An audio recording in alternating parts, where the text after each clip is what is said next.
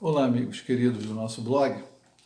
Hoje, convencionou-se homenagear a figura do pai, o Dia dos Pais. É uma posição bastante deturpada nos dias atuais, onde muitos dos responsáveis por crianças abandonam sua função em troca de lhes conceder benefícios materiais, como presentes, brinquedos, viagens, muitas vezes executados por terceiros sem a presença do pai, dentro da proposta verdadeira que se pretende para essa função.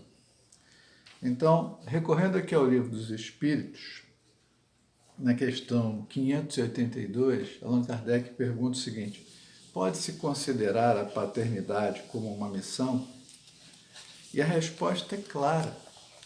É, sem dúvida nenhuma, uma missão. E, ao mesmo tempo, um dever muito grande que implica mais do que o homem pensa. Sua responsabilidade para o futuro. Deus põe a criança sob a tutela dos pais para que estes a dirijam no caminho do bem. E lhes facilitou a tarefa, dando à criança uma organização débil e delicada que a torna acessível a todas as impressões.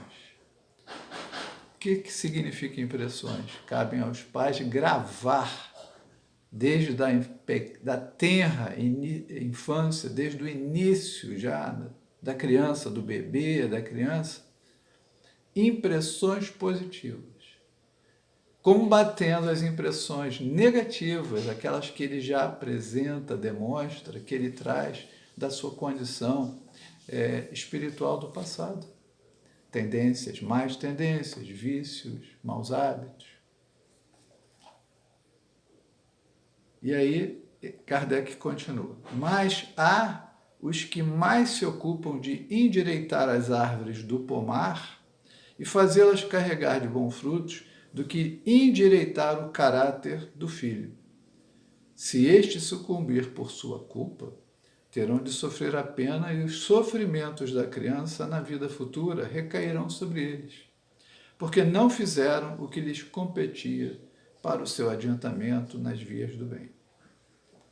E ele faz uma série de outras perguntas, né?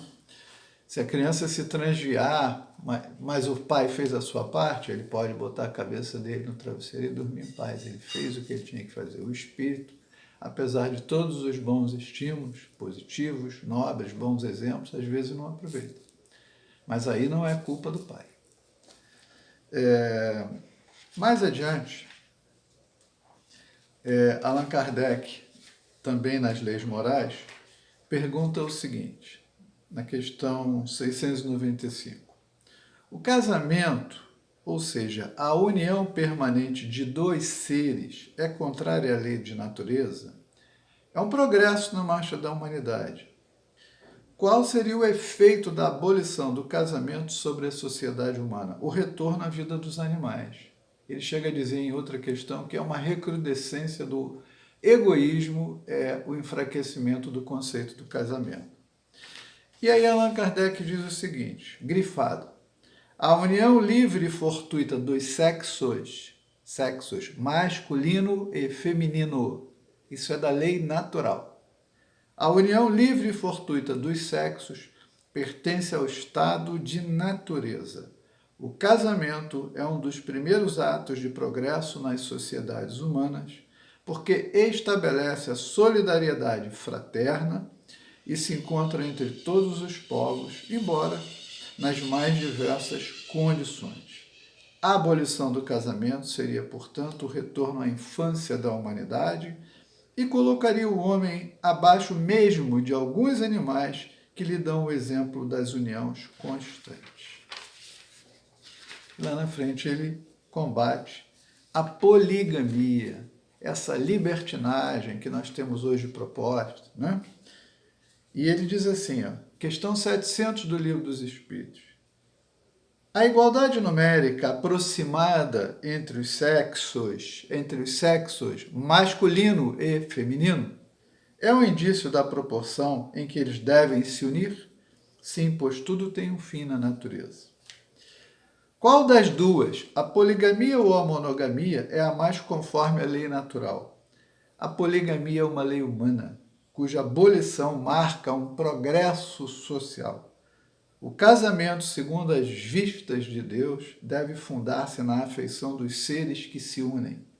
Na poligamia não há verdadeira afeição, não há mais do que sensualidade. E aí, grifado por Allan Kardec, se a poligamia estivesse de acordo com a lei natural, devia ser universal, o que, entretanto, seria materialmente impossível em virtude da igualdade numérica dos seres. Eles estão dizendo que a espiritualidade controla o censo demográfico do planeta, fazendo com que mais ou menos o número de homens e de mulheres sejam equivalentes para que hajam as uniões.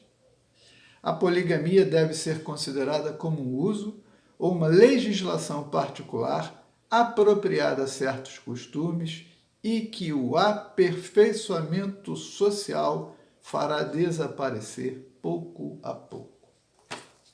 Então eu quero aqui parabenizar todos aqueles pais que dão o seu melhor na criação de seus filhos, através do seu trabalho, do seu exemplo, da sua energia, da sua renúncia, do seu amor.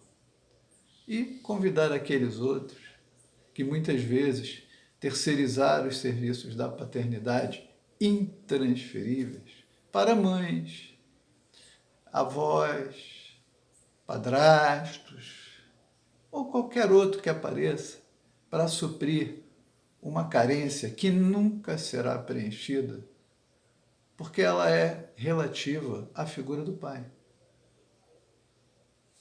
Então, feliz Dia dos Pais a todos aqueles que com amor exercem essa função. Muita paz.